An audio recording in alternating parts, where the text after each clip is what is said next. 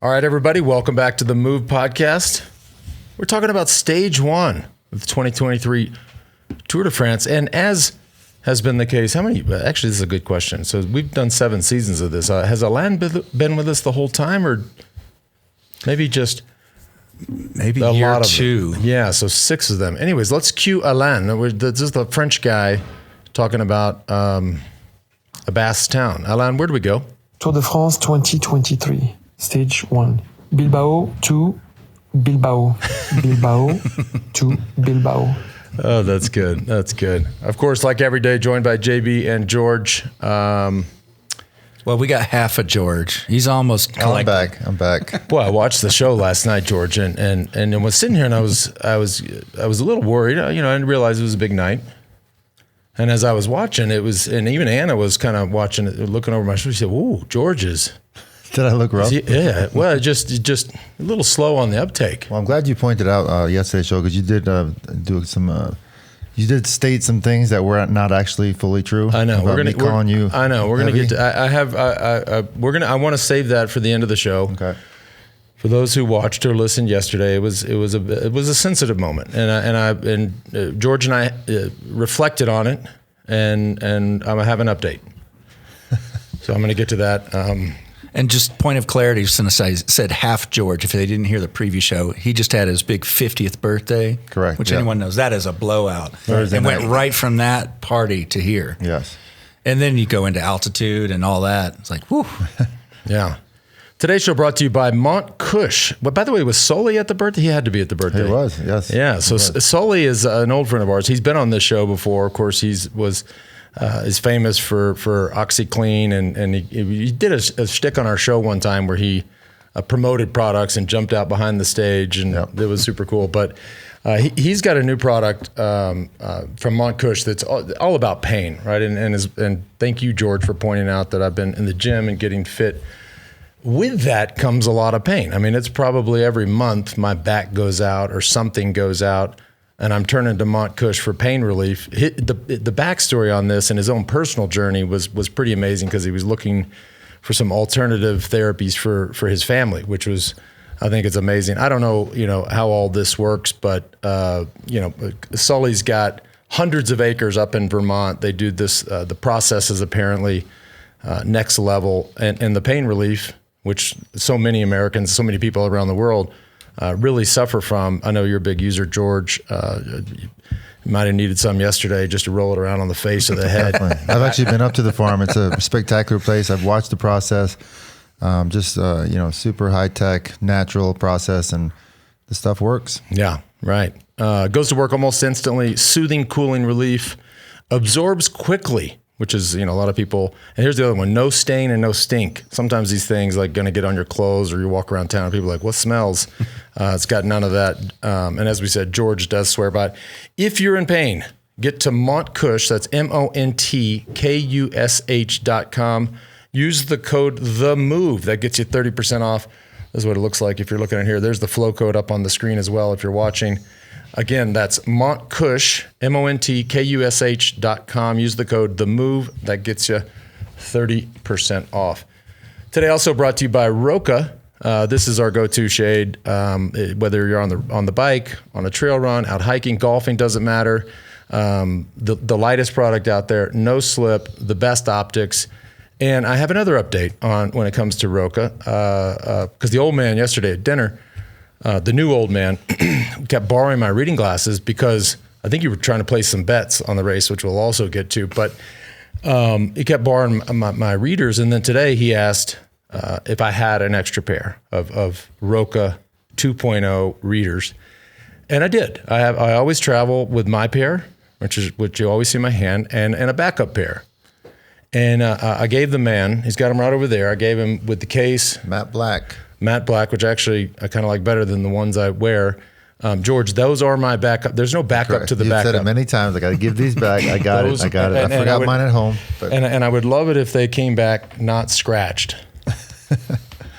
Copy that. I'll take good care of them. And so not only is Roka working with cyclists, but they're also working, check this out, Navy SEALs, Olympic gold medalists, Green Berets, world champions, and tons of different sports. And by the way, I mean, if you're talking about people that test gear and push gear, I don't know. I mean, us riding around for a couple hours and worried about sweat getting on them is one thing, but Green Berets and Navy SEALs, hello, they're really pushing it. Head on over to Roka, that's ROKA.com. The Move listeners get 20% off with the code THEMOVE. That's Roka, ROKA.com, 20% off. And the code is THEMOVE. Stage 1, that is not... well, of course, it's not what we expected, right? Never in the, we were sort of reflecting before the show, maybe the Schleck brothers. Of course, we need Spencer to tell us if that ever happened before, but to see a brother tandem get first and second, not to mention twin brothers. Wow. Yeah, first stage of the Tour de France, monster stage, 11,000 feet of climbing. 2 huge battles going on between UAE and Jumbo all day long.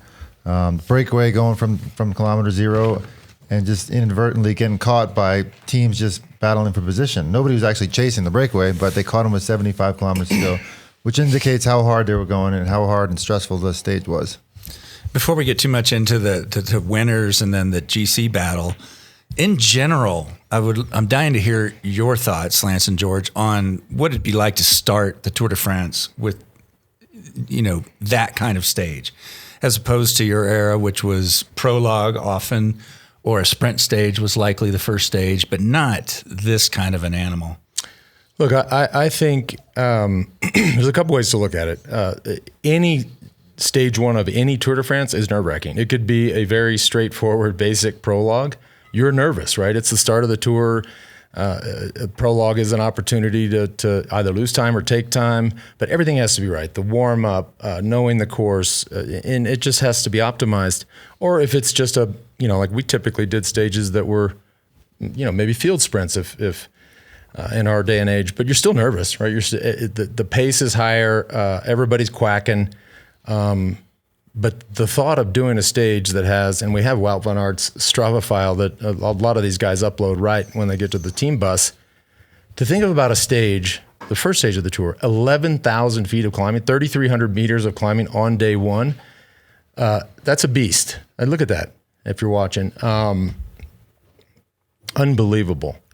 But at the same, like I said, it can be good and bad. I mean, look at if you're very nervous going in. You have to stay in position. You have to come in super fit. But if you're a GC guy, like we saw with Tadej Pogačar or Vingegaard, they drew some blood today. And on the flip side, look at Carapaz. Here's a guy who we talked about yesterday, and a lot of people had as a podium pick.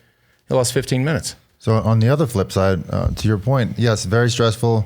High pace stage for the GC guys, but then arguably for the sprinter guys like Cavendish, they knew they had no chance. They knew that all they have to do is get fairly close to the finish and just sit up and ride with their teammates in a nice group that is going to get them to the finish line safely and within time.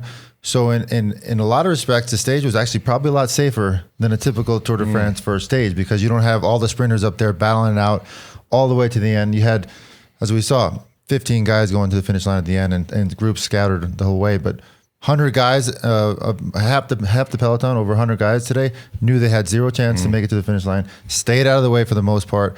So I think the danger was actually a lot less. And if you're a GC guy and with an hour to go in the race, like think about a traditional stage 1 of the Tour de France with an hour to go. You still got 200 guys duking it out, quacking, fighting for corners, worried about crashes.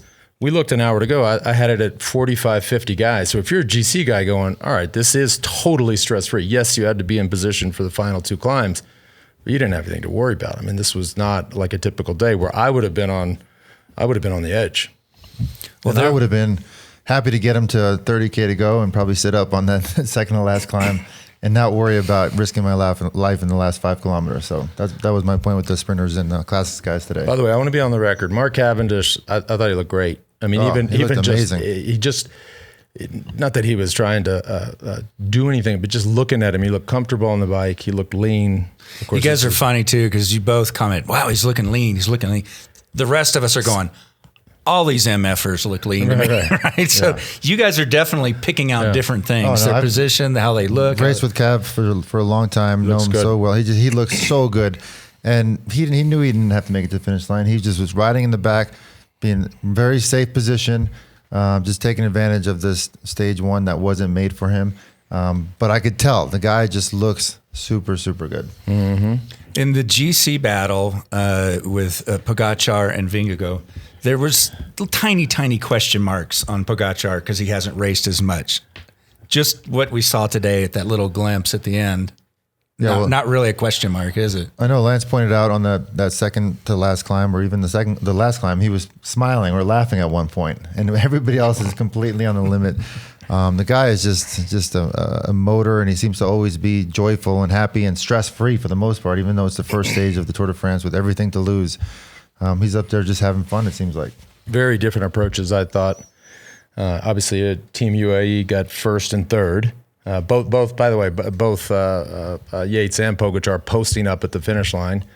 There was some speculation on TV that the commentators thought, well, maybe he thought he won. I mean, he didn't think he won. He was excited for his team. What an opportunity for the team, and it's still a little shocking that UAE is considering them co-leaders. They are not, right? And Simon Yates cleared that up at the finish, or Adam Yates, sorry, cleared that up at the finish.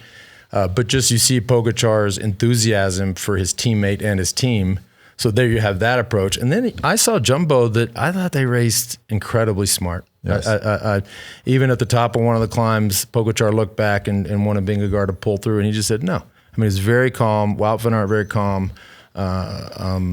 Christian Laporte, I thought, sat up very calm. I think this team is race. I mean, what are we saying here? We've done one day, but I thought they rode different style today, but I thought they rode a smart race. They weren't panicking over 4 seconds or whatever. And they didn't seem, right? And they had 4 guys going into the final, right? The twins, Adam and Simon Yates had, it was 13 seconds, and it got up to 17 or 18 at one point.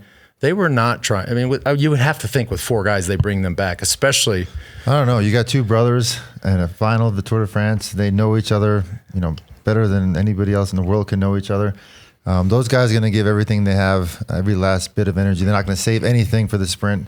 They're super tight. So they knew already who was better and who was most likely going to win that stage. And in my opinion, they just went as hard as they can possibly go and worked together, as 2 brothers would in the final of the Tour de France stage, which we've never seen before. It's every now and again, and so oftentimes we talk about American football on the show, but you see these brotherly rivalries in American football, right? Years ago, you had the Harbaugh brothers coaching each team in the Super Bowl. Last year in the Super Bowl, you had the Kelsey brothers playing each other. You always think about, what are the parents? And the parents, have these jerseys made. They go to the game, right. And it's got, split, where they got, you're the parents, at home going, Every kid grows up and tells their parents, well, I'm the favorite child. All my kids claim that they're the favorite child. But what do you, in fact, that reminds me, I got a little boomstick, all right? Oh. The boomstick. All right, my boomstick, and this is my scoop. I got 2 scoops, right? Boomstick to John and Susan Yates.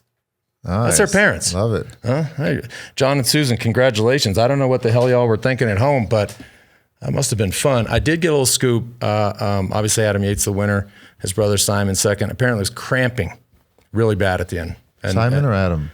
The guy that got second. Oh, Simon. Okay, got it. Simon. Yeah, well, that's what my source told me.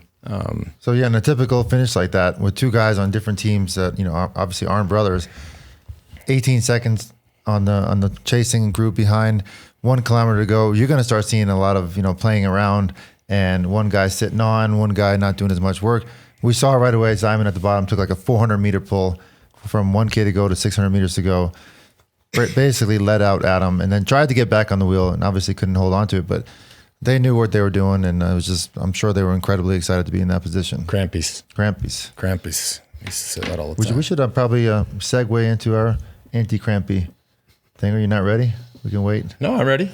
Today's show also brought to you by HVMN. By the way, and they are our title sponsors. So every stage this year is brought to you by Ketone IQ, and of course we talk a lot about it with ketones and ketone ester and the effects that it has, not just on physical performance but mental performance. Obviously, very widely used within the peloton today. The bottom line is it delivers a clean fuel that can cross the blood-brain barrier, so that helps on the mental side. But also just the different type of fuel source that it is, right? The body has fats and sugars and proteins and ketone is a whole separate fuel source. I know we're avid users of this. I've been hitting it and trying to stay in a state of ketosis and get lean and mean for George. This is a big month, and I was excited. The move. No, I've actually been. No, I don't know how. I don't even actually. I know. Well, I've been excited. This has been a process for me. You should hit him hard before he turns this around. I know, but wait, before he adjusts to altitude and cleans up his life, I better get my licks in now. But I've been hammering the Ketone IQ. Our listeners can save 30% off for your first subscription on Ketone IQ at hvmn.com/themove. Again, hvmn.com/themove, and subscribe upon checkout gets you 30% off. Now let's talk about sleep. Today's show also brought to you by Pillar. I just looked this up before the show, and I sleep amazing. Anna, my wife, is the worst sleeper of all time.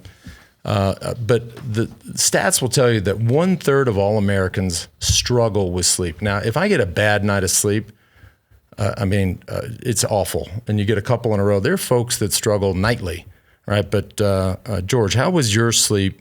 Just a question, because I have to imagine it was better last night than it was the night before. Yeah, absolutely. Well, we had a great birthday dinner. Thank you, team, for making that happen for me. And then I was in bed by 10 o'clock and slept great. And then, we have this new product that I've been using for the last few months, and I'm really, really believing it. It helps me sleep really well.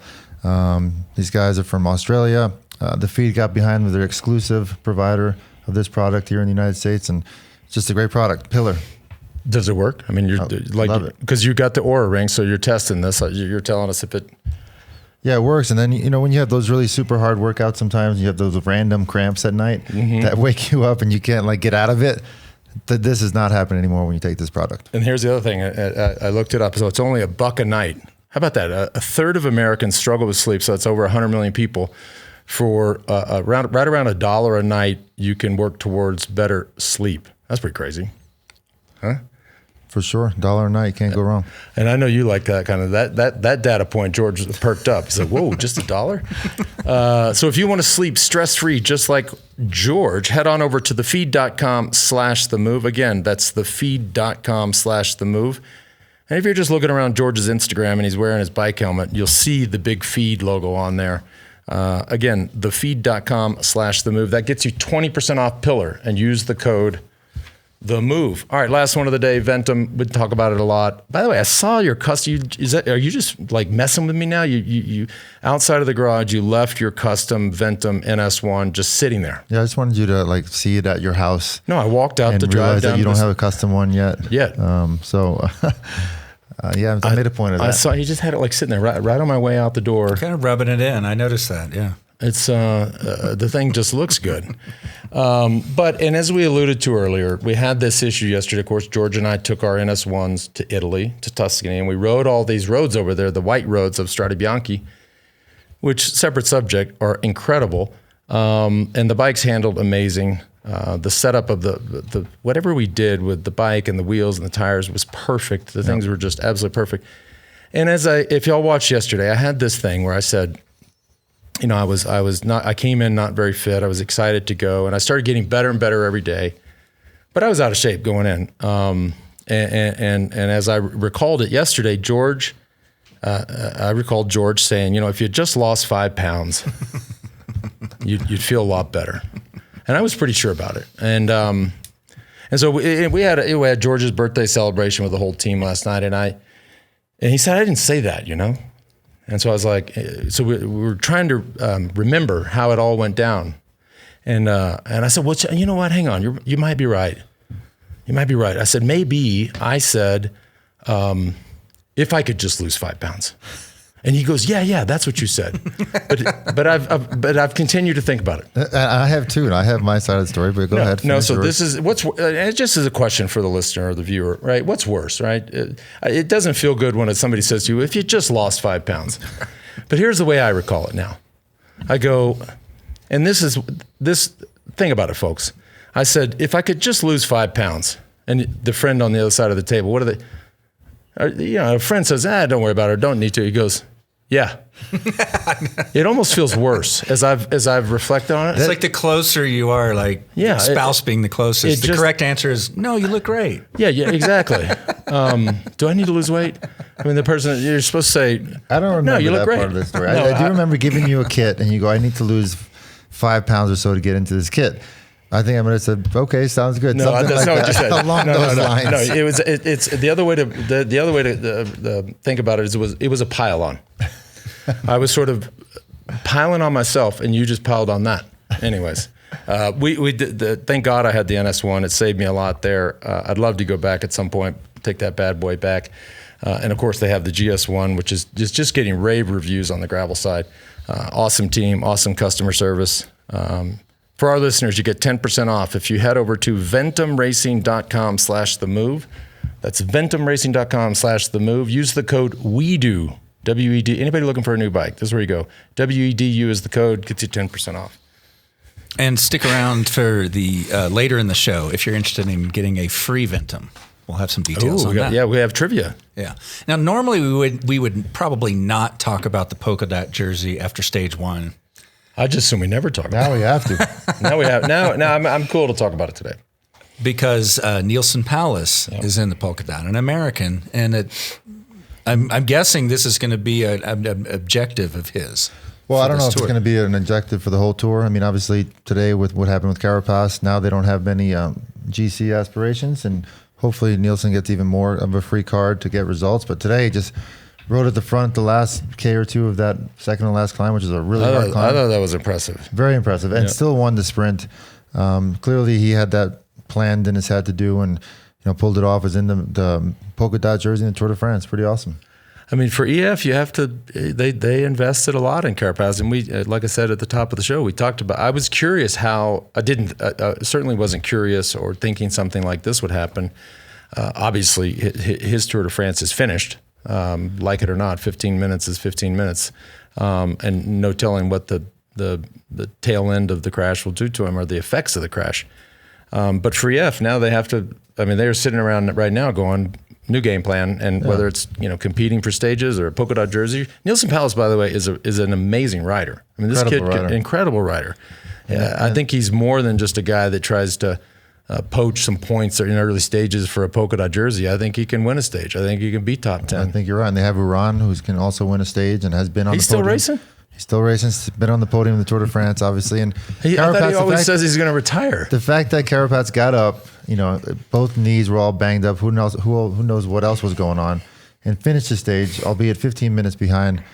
Hopefully he's able to recover from these injuries, and he can be a real, not GC threat, stage winner threat moving forward if he recovers from these injuries, and could end up having still a great Tour de France. Well, I mean, with that, certainly one of the benefits of losing that kind of time is you do free yourself up later on in the race, and that happens a lot. And you see somebody have an injury like that, you don't know. He's not going to know immediately what the damage is, right? So if you're Carapaz, you just try to get on the bike, finish, assess the damage, and hopefully you can stick around and be a stage hunter. But he may wake up tomorrow and these knees are not going to move. And the day after that, typically your real pain sort of starts 2 days later. I will say, and I just started thinking about this because I think these teams and in all of sports that have impact crashes like this, they've come a long ways on helping these guys recover from those, whether it's just straight road rash or whether it's just getting the body back in alignment. I mean, when we crashed, it was like, damn, that sucks. Just put some bandages on there. Do you keep it wet? Do you keep it dry? But then some guys and us especially started carrying a chiropractor. But I think they've come a long ways to minimize recovery time for just for crashes, which is a big deal. Absolutely. I think you said their protocol is totally different now. When these guys crash, they're getting back going a lot quicker than we ever did. That's for sure. And I think Carapaz, knock on wood, I think he'll be good. Hopefully by the end of the first week. And he didn't crash alone, right? And Enric Mas, no Mas, in this tour, which is the name we talked about yesterday, or Spencer spent some time talking about. Was an outside chance for a podium finish, both those guys. Right? So in one crash, we spent a lot of time talking about, okay, we know who likely will be the first two, but who's number three?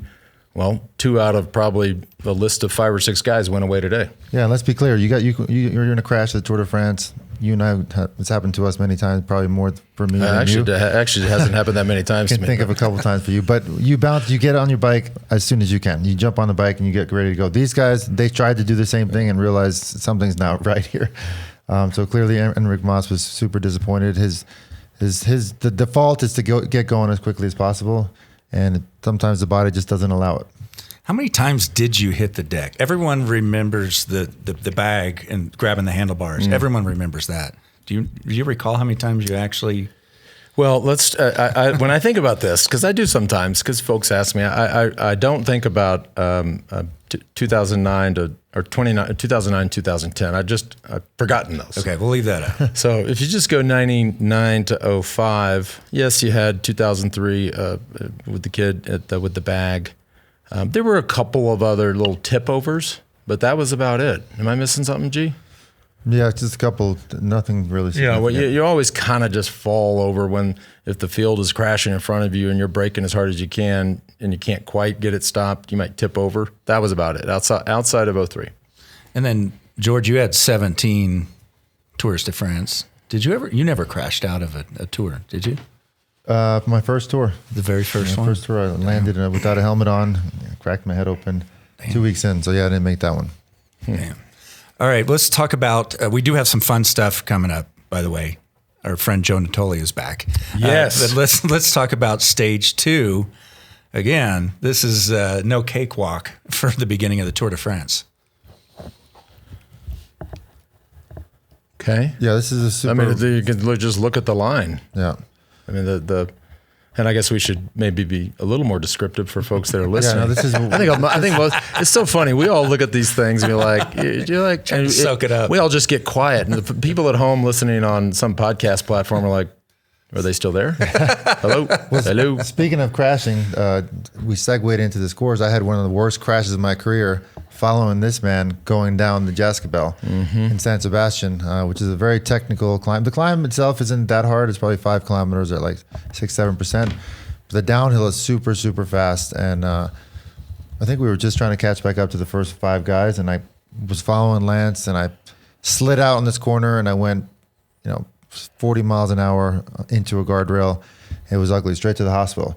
So I remember this downhill quite well, but most of the guys in the peloton have raced this race, whether it was in classic San Sebastian or other stage races. So they know this climb, they know the descent, they know how twisty and windy. If you saw on TV, there's no straight roads in this area. Yeah. So they're going to be going super fast. Some nice pavement, though. Fun stage to watch. Oh no, the pavement's great. Yeah, The pavement's great. It is good, but and like George said, if y'all have followed some of the classics, I'm pretty sure that's almost the exact run-in from the Classico San Sebastian, which I was lucky enough to win in, I don't know what year, 1995. Wow. Fuck, that was a long time ago. It was almost 30 years ago. Feels like it was yesterday. It was with this Stefano Della Santa. Says shit. Anyways, the high ski bow, it's funny too, when we did it back in those days, it was considered a very hard climb.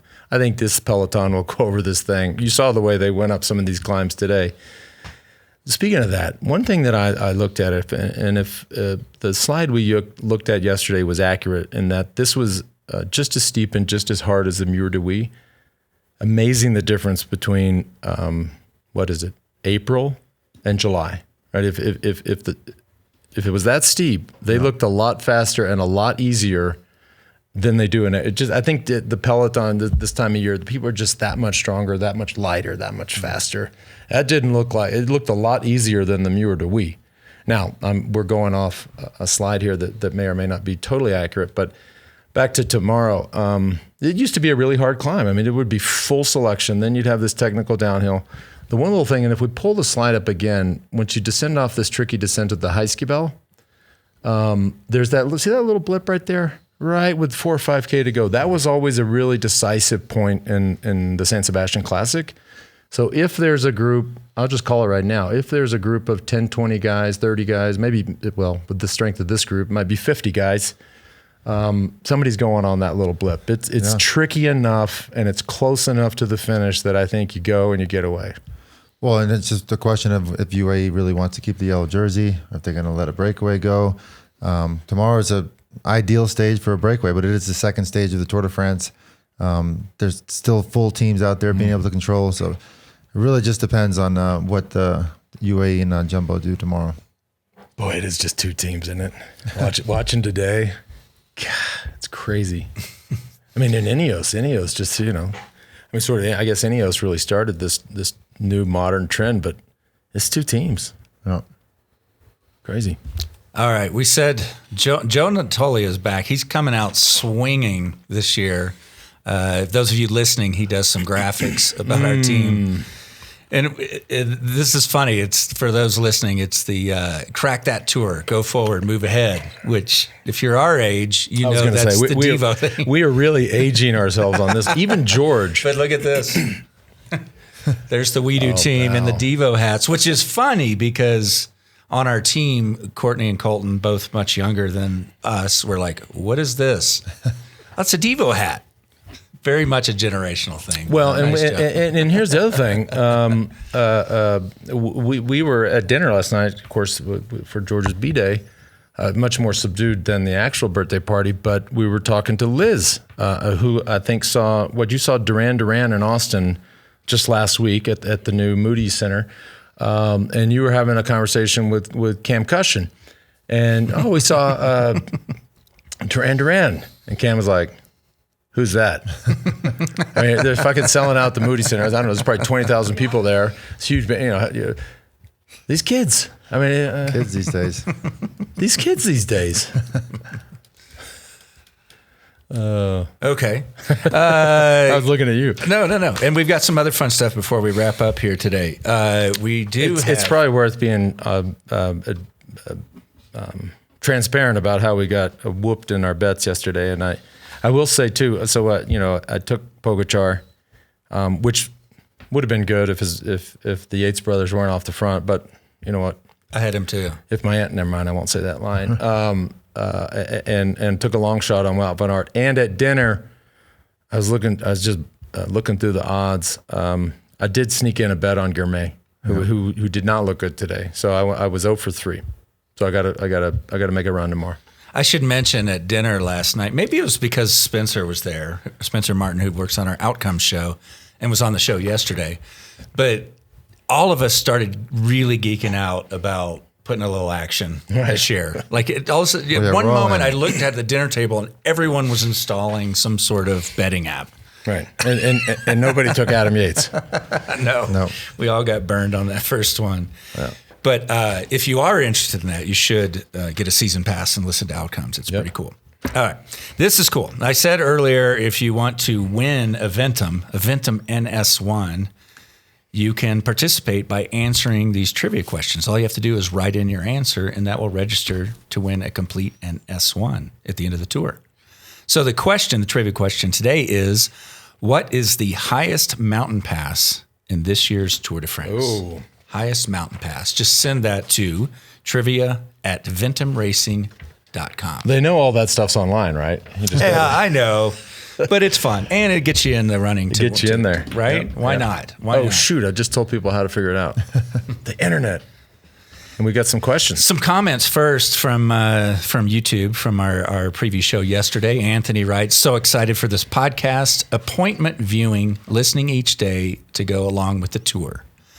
Dwayne writes, "I can't believe it's been a year already since I've caught an episode of The Move. I usually wait until after the first day of racing, but I'm excited to get a jump on the action and see what the guys have to say." Mm-hmm. Cliff writes, "Great stuff, guys. Please keep on going. Spencer is a fine addition. Thanks." Well, we knew that was happening. Yeah, here's another one. Marcus says, "Thanks for kicking off the year, covering the tour. I'd love the addition of Spencer." I knew it. As soon as he was talking, he coming back? Yeah, as he was going yesterday, I thought we're done. We are done.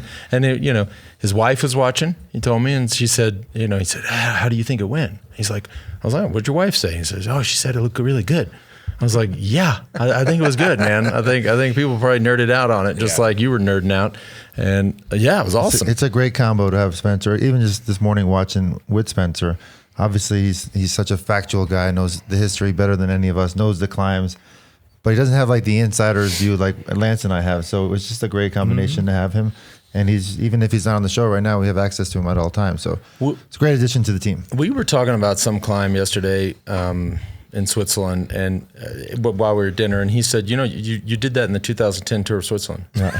I was like, oh, is it Joe Natoli's back at it? Natoli made this so we have Einstein version of Spencer. Spencer Einstein.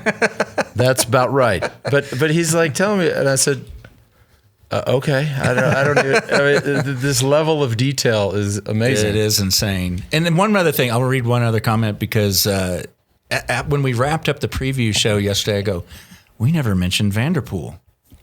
So a lot of people noticed that. And so Brian says, no one is talking about Vanderpool. I heard he's punching out unprecedented numbers.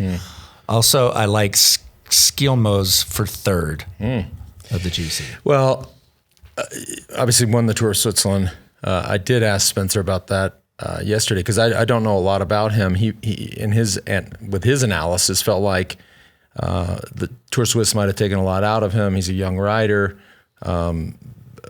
Whether or not that can last 3 weeks and ultimately get him on a podium, who knows, TBD.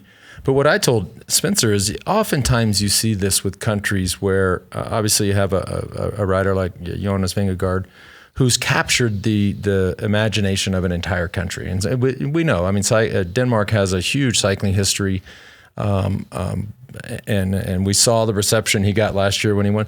Don't think for a second that any of these other young guys that think they have that potential are not watching that. And that's what I said to Spencer, like, dude, they're watching that going, you know what? I want a little snack on that, right? I mean, I think I can do that. And it drives all of your peers to be better. And so, yeah, it's a good point. I mean, we'll see if he has the legs to go for 3 more weeks. And today was a good indication that final climb, albeit not a very long climb, but there was only, I think, 4 guys at the top. And then you have sort of on paper, the battle for third. So we had some good guys up there in that group of 14, Pinot, Henley, guys that we've picked, that Spencer's picked to be part of that, third place podium there at the final of the race. So just today was really interested. Gaudu was up there in the first group. Landa, these are all podium contenders. And then obviously the guys that ended up only being 15 or so seconds behind that group. But they don't want to be 15 or so seconds behind these guys right now in the first stage of the Tour de France. So this was sort of the first battle for third place that we saw today. Was kind of fun to watch. And the folks that just to circle back on Mathieu van der Poel, because that's an obvious name, right? So to me, it's the 3 names stick out that you would have thought had a chance to win today, right? You think of Mathieu van der Poel, you think of Tom Pidcock, and you think of Julian Alaphilippe, right? None of them were in that front group. Just for the record, but on paper looked like a great day for them. Yeah, and they had their teams at the front all day. Van der Poel had a couple of guys, and so did Alaphilippe. Yep. Little note here: a lot of people are always like, especially the people who watch on YouTube, they're like, "Where's Johan? Where's Johan?" We cover it all with Johan, JB Squared, right, which I'll go do after this. I'll sit down with Johan. He'll go deep on everything that he observed today and looking ahead. And this year, we're putting it on our YouTube channel as well. Great. Because there was a little bit of confusion. And you have a little delay, so you know what the man's doing right now. Right? He's just shoveling. He's just scooping everywhere. Mm-hmm. So that 2 or 3 hour delay in terms of what injury reports or just other updates from inside the peloton, he's getting right now. And then, of course, he'll also be recording La Movida with Victor Hugo Pena and Outcomes with Spencer, who just went on and on about. You can get that at wedo.team. You can send in a question, please do, to themove@wedo.team. Great. All right, we're 39 minutes in. Is that right? Mm-hmm. Wow, that's pretty good. We did well. Anyways, we will be back bright and early tomorrow morning. I'm just last thing I'm so curious to see, and I touched on it, but I'm curious to see how a Tour de France peloton goes over the high ski bell. Like I just think back to the 90s.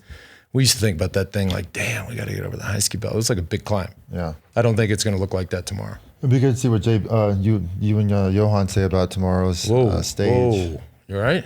I just say JB Squared. You and Johan. Whoa. All right. And for the For y'all at home, I promise the man's going to have another. He's going to take some pillar tonight. He will. Ketones. But can I finish my point? Yeah. I want to know what Johan would do tomorrow. It's actually a good question. Can you finish it? But yes. I will relay your question. I want to know what Johan will do tomorrow if he was in that if he's in that position. If he had the yellow jersey with Pogačar, would he try to keep the jersey, let it go, let a breakaway go? Who does he think would control the race for a potential 40, 50 person sprint? I would say Mats Pedersen, but he didn't look good today. Yeah. I mean, that's a perfect stage for him, but he yeah, I mean, for sure. I mean, you'd think on paper, for sure, Wout van Aert and Van der Poel can make it over the Yaskabel and make it a really exciting sprint finish. Right. And you know who's faster than them after they make it over the Yaskabel? Who? Tadej Pogačar. I don't know about that. Ask Spencer. That was an uphill finish today, and it looked like Wout didn't even sprint. So, all right, we'll see tomorrow. Time will tell. All right, thanks for tuning in, everybody. See you tomorrow.